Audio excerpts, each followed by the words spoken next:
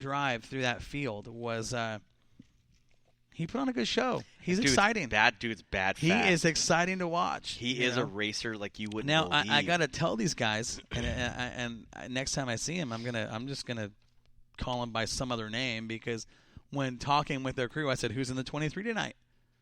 And Damien's driving. Damian Owen. Tyler Cool. Owen. So I call him Damien until I look up at the screen And later it's on in the Tyler. feature, and I'm going, Right? you know, it's bad enough I've got 16 wide, 3 deep like Talladega. You're trying to call the race, and now the names. I mean, I don't know if they did it to be funny. No. But listen I'll to tell this. you what. I have 2 Moxie sheets on the 23 car. Yeah, well, I've One of got them- one, and it says Damien. So next time, maybe he'll just be Mike. I don't know. One of them has Damien, one of them has and I sat there and I got Wendy over there knocking on my window going, it's Tyler, Yeah. it's not Damien. And I'm like, no, it says Damien. It's right here. That's- That's what the thing. He's that's his, he doesn't go by that. I'm like, well, that's what I'm going by. 'Cause So now it's Troy. yeah, Marcus. But you know what? I got to give this dude, and we've seen him at Sunset. I don't know how many times, but I've got to He's give bad this guy. fast at St. Dude, Helens and everything. Man, that dude is just that little he's- neon. It's a little neon that could go. Dude, that thing is fast. Mhm. I mean, that I gotta give that crew props. They built a race car when they built that little Hornet there. Right. That thing is. And it almost got stolen. If it wasn't Well, for I Travis think it was probably Cook, I was one of these 19 T-boning it. drivers here that finished behind him, tried to steal it, so they have a legit shot at the 500. it could too. But man, I mean, these guys, Josh Corley and Gartner and Muse and Holland. I mean, you're talking about established names in this class. These guys are fast. I mean, for what they are, you know, the fast lap was 19.529 in the feature, and the track was really dry, right. really dry, and it was slick. There were some guys that were tested, you know, and we know how fast Joe Miracle is down at Grove. Joe Miracle at Grove is fast, and he was, you know, 3 laps, and the motor let go, and that's all she wrote. So, you know, when you got guys of that quality showing up for the $500 and can get 3 laps, you know, it was a tough field. It was a tough race for all these guys. No kidding. But Owen, what's it say here? It just says MR. Mr. Owen. See, so I'm trying to look at the scorecard. It says Mr. so Owen. funny. Is it Troy? Is it Damien? I mean, I don't know what's going on. I'm trying to call it right. I'm trying to figure it. Let's round file that sheet. Yeah, we're just gonna go ahead and put that. But I'll tell you what. Hey, Owen, thanks for coming to Lamont Speedway, Yeah. buddy. 36 Hornets. You know how many? Let's see. So 20 started. I bet you 19 are calling Owen not Mister. No. I think they have another name for yeah. him, especially with a 2-second lead. They're Yeah, like, "You son, Yeah, man. you son, man." I got to give that crew props. That car. They was, are fast. Like Well, I and he's smooth. He's fast. You know, I mean, Like- he drove traffic when he got into lap traffic. They were he's all quick though in traffic. They were there with him. You know, the rest of the field was pretty much there with him. When they got into lap traffic, that's when he separated himself and kind of got that 2-second lead. He went through traffic like, hey, you know, beep, beep, you know, I'm coming through. And he was moving on up, man. You know, the thing is, too, is that, I mean, you watch him, no matter where he goes, is if he gets in traffic, okay, mind you, he won the 4B deal up there. And when he goes through traffic, that's what I told him. I said, yeah. I said, well, you started mid-pack. He goes, no, I actually just started up front. I'm like, oh yeah, I totally forgot. Yeah, he actually started up front. But you start looking at him and everything, and it was crazy because the way he goes through traffic, it isn't like you would see anybody else because it's just he's that smooth. The thing about it too, he goes through traffic, and there's no lifting the throttle with that 23. No. I mean, he just goes in. There's a hole at the floor. I'm in. I'm out. You know, I mean, it's like, man, it was fun to watch. I mean, he put on a great show, and the fans I know the fans enjoyed it. You know, to finally see a full field of Hornets on the track was. Well, they've been asking for that since the beginning of the year. You know, you had 3 or 4 show up, maybe 5 show up.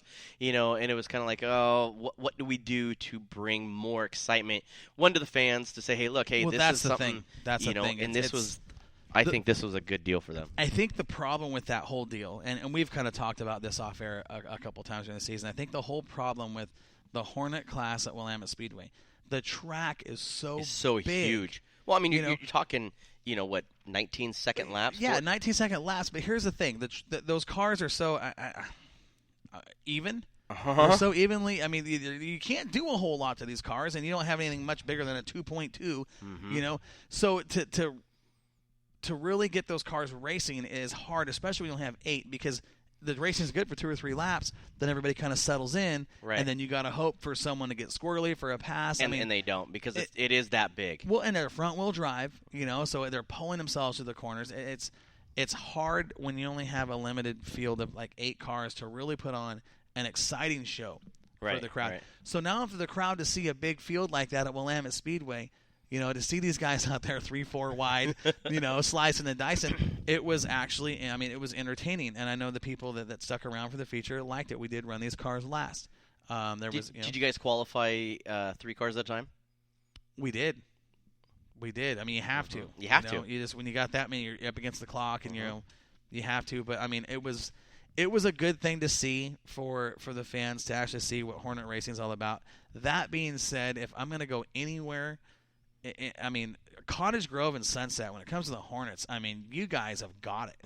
You got a track that's perfect size. They love it there. Well, and it creates great racing. Yeah. The track isn't too big. The guys, they still stay bunched up. They're still going 2-3 wide all the time. Bumper to bumper. You always have racing somewhere along the track. You see passing. It's kind of like, remember the old days of Cup? The old Cup days when they put the aerial packages on them. And everybody runs single file for 4 hours, and it'd be considered nap car. Right, and that's kind of what the Hornet. And I'm not, the guys that are racing the Hornets at Willamette have been good. There's been, I think we've had 8 was the biggest count so far up until this. But, it's kind of like after the midway point, you kind of got an idea what's going to happen because they're all going the same speed. Right. So it's hard to pass. But that being said, that's crazy. It was That's fun. An awesome turnout for one. Oh, it was great. Especially for $500 and stuff.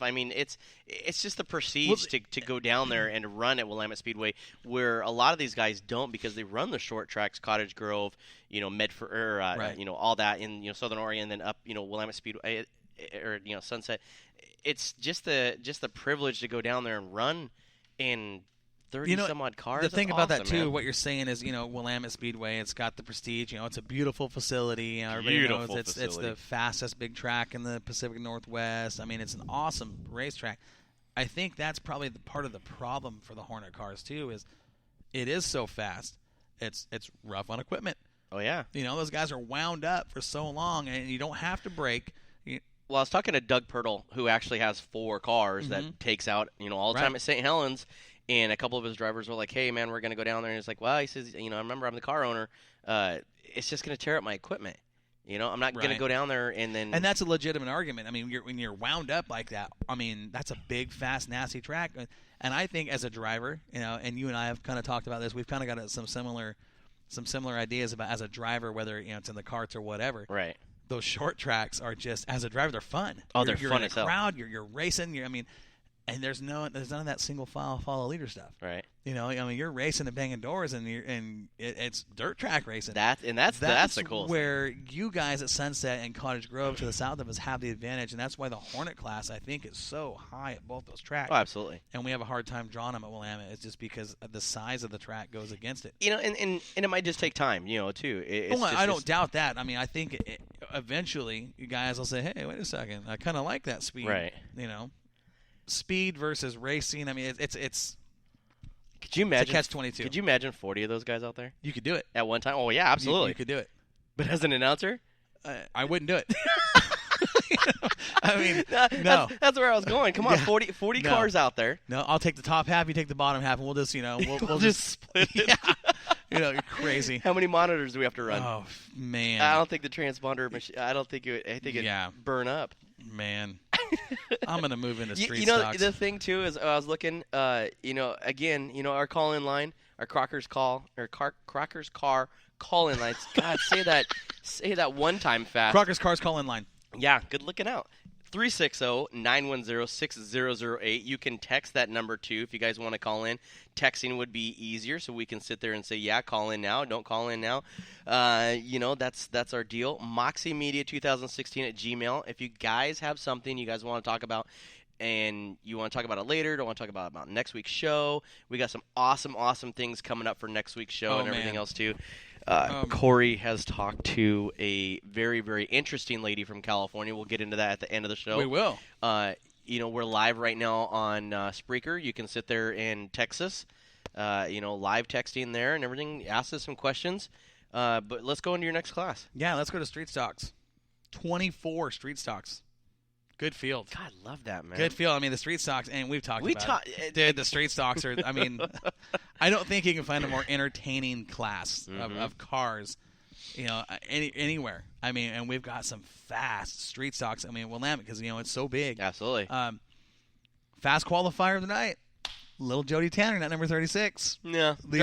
Driving his dad's car, huh? No, Jody. Oh, that was Jody? Jody. Oh, I thought you said Joey. Yeah, he came in the points leader. He had a 5 points. He had a 5-point advantage. Over the young lady. Little Miss Mikey Breakoff. Mm-hmm. Now, after last week's show, we talked about David Kronk. Second fast qualifier. He came back out? Second fast qualifier by 7/1,000ths of a second. Wow. 18.624 to an 18.631. Oh, he's knocking on the door of Tanner. Letting him know that he's there. Man, I tell you what. The top 4 cars in qualifying, these were our dash cars. Jody Tanner, David Kronk, defending champion of the division, Bill Allison, and Mikey Breakoff. Mikey Breakoff. That little girl is, and I don't want to say little or not like that, but she is definitely an up-and-comer when it comes to the street stock division. She no holds bar, just like Lindsey Barney, 16 years old, driving a non-wing sprint car. Right. I'm going to tell you a funny story. So she hangs out with our daughter, Alex. They're good buddies. No. They're good buddies. And, they run around together, have a good time, teenage girls. She was actually out at the house last night.